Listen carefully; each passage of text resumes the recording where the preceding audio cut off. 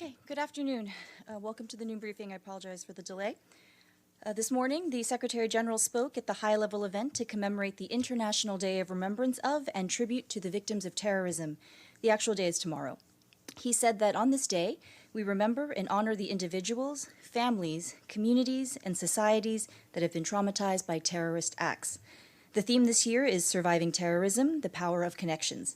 The Secretary General said that focusing on connections is particularly important in the current pandemic environment, which restricts our movements and limits our ability to see loved ones.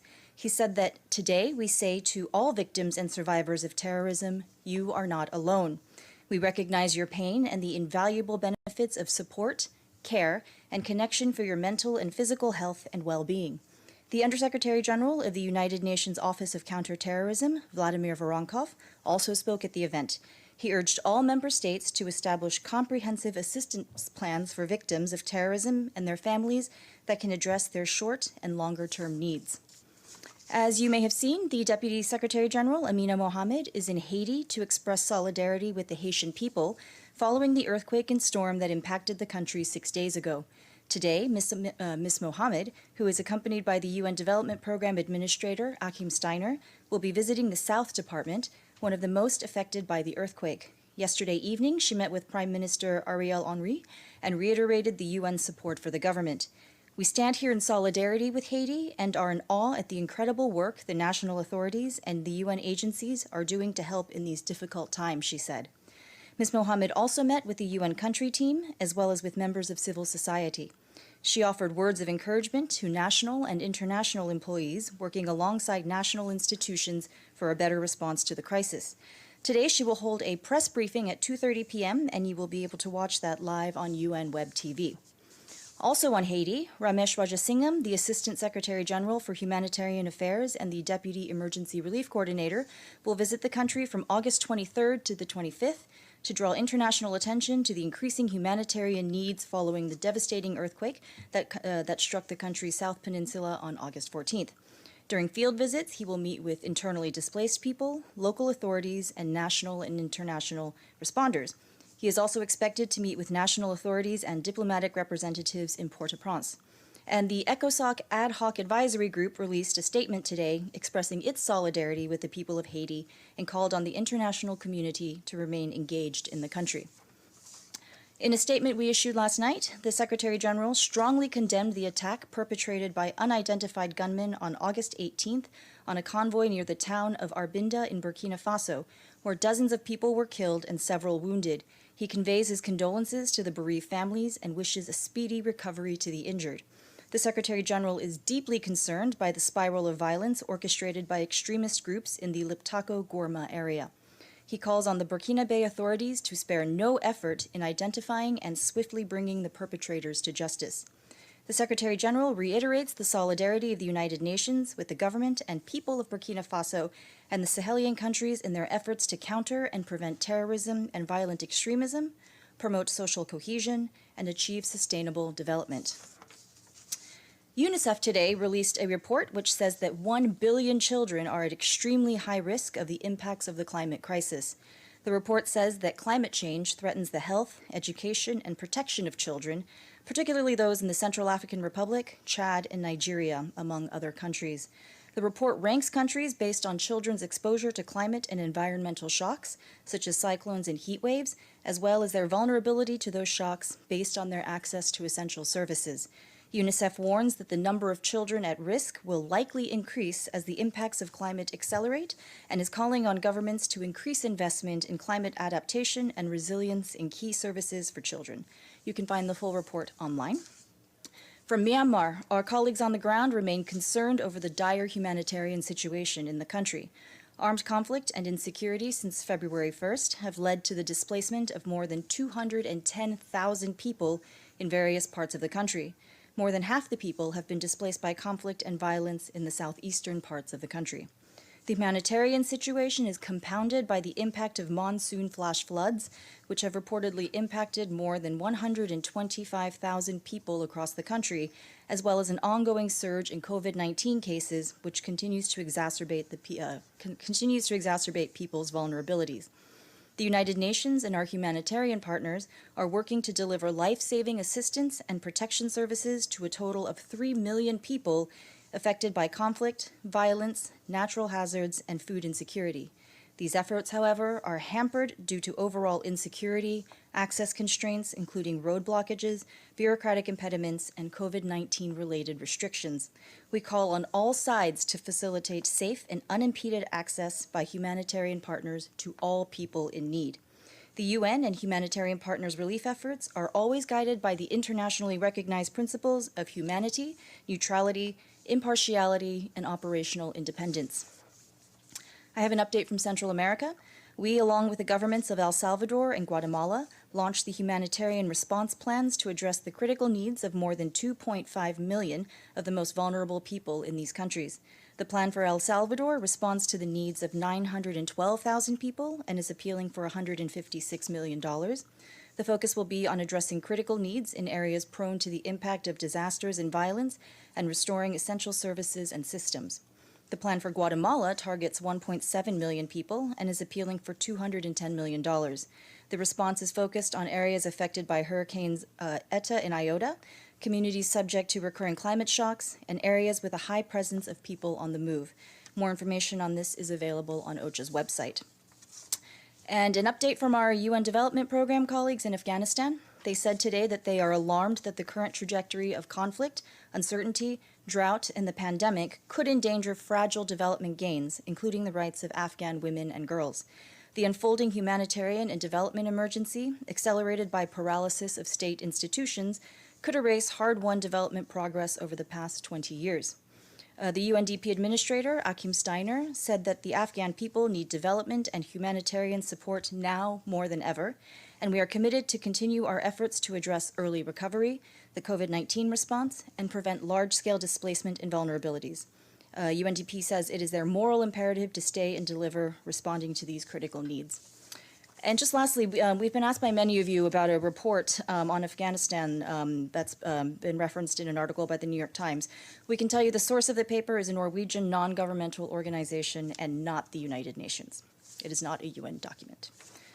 And that's it for me. James. So a quick follow-up on that. Was it a document specifically prepared for the UN or part of the UN? We're seeking clarity on that, but I just want to clarify again, this was not something that was written by the United Nations. Okay. Can I get an update on the political and diplomatic work that's going on Afghanistan? Have there been any further high-level conversations with the Taliban? Who has Deborah Lyons been meeting? What is Jean Arnaud doing? You know, you heard the Secretary General yesterday speak to you about the situation in Afghanistan. He mentioned that our colleagues are in contact with the Taliban. Our colleagues earlier this week at WFP, UNICEF, and UNHCR told you that they are in touch with the Taliban on the operational and the strategic levels. I have no further information on, you know, the quote-unquote high-level talks, but I can assure you that they are indeed ongoing. And one last one on Afghanistan, if I can, and I would have asked this to the Under-Secretary General Voronkov, but he cancelled his briefing that was slated for yesterday, and he didn't even do a stakeout. It's about the prisoners that have been released in Afghanistan, across Afghanistan, but particularly the prisoners at the Polichaki jail in Kabul and at the Bagram high-security jail on the edge of Bagram Air Base. Those were not just Taliban. They were also all sorts of other groups, including Al-Qaeda and ISIL. What does the UN know about those prisoners? Is the UN urgently trying to find information about who exactly has been released? Are you making contact with the Taliban, with former Afghan government officials, and with the US, who probably have a good inventory of who was there? So I don't have that information at my fingertips, but we will check with Mr. Voronkov's office and others and see what we can get for you, hopefully before your vacation starts. All right, does anybody else have any questions? Yes, Dulcie.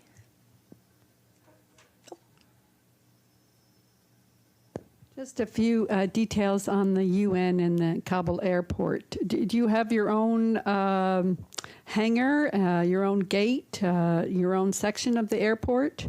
I do believe we do have an area of the airport, but right now, as I'm sure you've seen the images, the situation is extremely fluid, to say the least, and so we are doing our best to make sure that we can help I guess, reestablish some semblance of working order.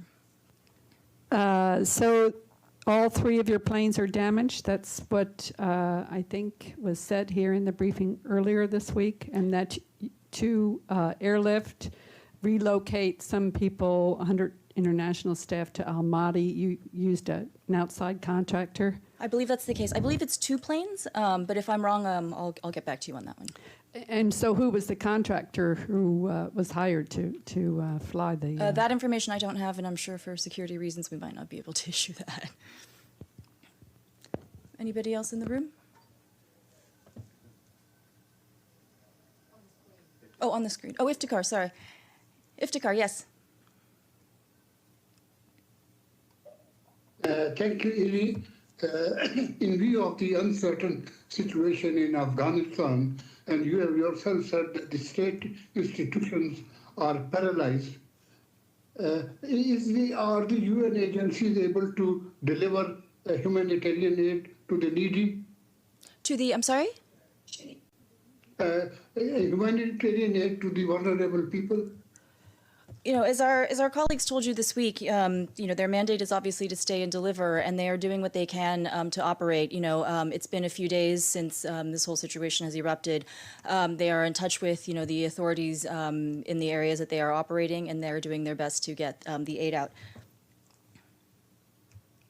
Thank you. Are they doing it? They are trying to do it. Okay. 1 second. Okay, James. Sorry, another quick one for you. Just your answer on the airport. You said, so we're trying to help with bring calm. So does the UN believe there's a role potentially for the UN? We clearly have a problem, a simple problem, that the Taliban are on one side, the US are on the other, and it needs someone to broker people through the gap. There are lots of UNAMA staff there, some probably with adequate experience to do this. Could the UN offer to help manage simply the gate for people as an honest broker between the two to help people get into the airport? I wouldn't have thought, I don't know, I'm not an expert, that is beyond the capability of the UN.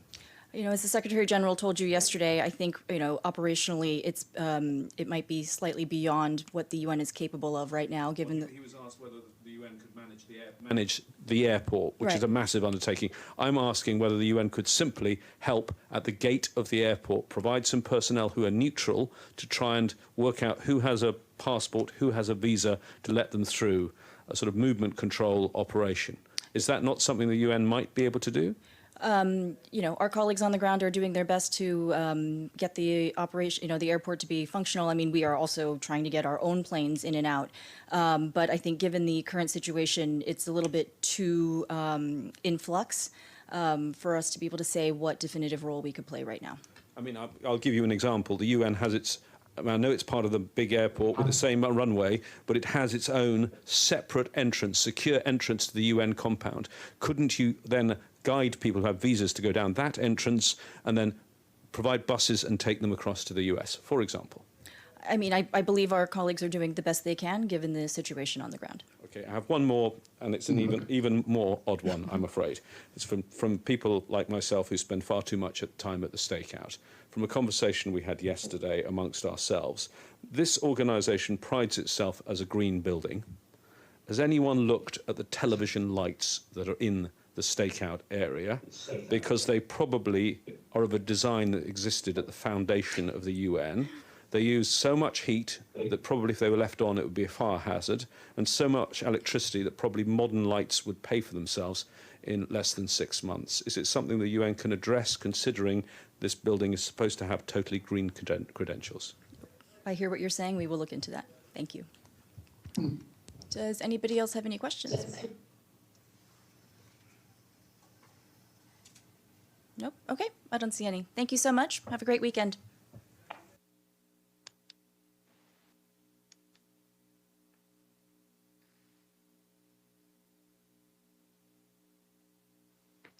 Different.